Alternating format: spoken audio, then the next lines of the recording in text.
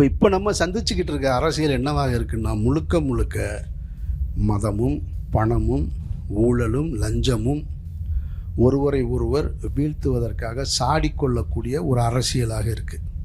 அதுதான் இன்றைக்கு இருக்கக்கூடிய அரசியல் பிழைத்தோர்க்குன்னு.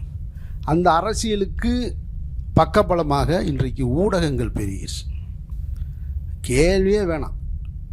அந்த ஊடகங்களுக்கு எல்லாமே செய்திகளை சரியாக கொண்டு போய் சேர்க்குறோமா அப்படின்றதையும் தாண்டி, நான் சொல்கிறது, ஊடகங்கள் எல்லாமே உண்மையை கொண்டு போய் சேர்த்தோம் அப்படின்ற இடத்த தாண்டி நம்ம சொன்ன செய்திக்கு எவ்வளோ வியூஸ் வந்திருக்கு அப்படின்ற இடத்துல வந்து நிற்கிறோம். இப்போ நம்ம இதெல்லாம் ஒரு ஆடியோ திரைப்படத்தின் ஆடியோ ரிலீஸ் பண்ணால் அதை பார்க்கலாம், ஒரு படம் ரிலீஸ் பண்ணால் ஒரு ஷார்ட் ஃபிலிம்னா வியூஸ் பார்க்கலாம். ஆனால் பேசுகிற கருத்துக்கே வியூஸ் என்ன வந்திருக்கு அப்படின்ற இடத்துல வந்து நிற்கிறோம். ஒருத்தன் என் மண்ணுக்கும் என்னுடைய மொழிக்கும் என்னுடைய வாழ்வியலுக்கும் எந்த தொடர்பும் இல்லை, திடீர்னு வர்றான்.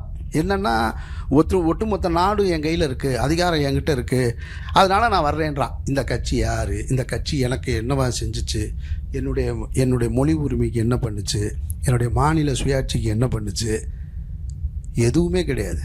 திடீர்னு வந்தான்.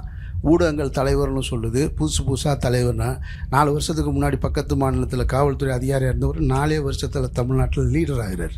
இது எப்படி சாத்தியம் அப்படின்னா மீடியா பம்ப் பண்ணுது. அப்போ அவ்வளோ சிக்கலான காலகட்டத்தில் நம்ம நிற்கிறோம். அப்போ இன்றைக்கு அரசியல் வந்து பிழைப்புவாத அரசியலாகவும் மாறி நிற்கிது. அப்போ நம்ம எங்கேருந்து தலைவரை தேர்ந்தெடுக்கிறது? ஒரு வார்டு கவுன்சிலரா, ஒரு எம்எல்ஏவா நம்ம யாரை தேர்ந்தெடுக்கிறோம்? இவன் மச்சாயா, இவன் நான் ஒன்றா படித்தோம்யா அப்படின்றது இல்லை முக்கியம்.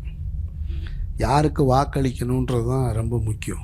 இவன் என் சாதிக்காரன், நான் கும்புற சாமியவே இவனும் கும்பிட்றான், நான் கும்புற கடவுளே இவனும் கும்பிட்றான், அது நமக்கு அளவுகோலாக இருக்கக்கூடாது.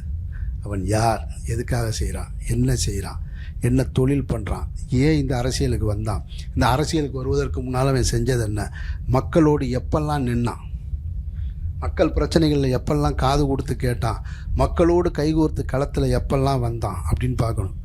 அந்த புரிதல் ஒவ்வொருத்தருக்கும் வேணும்.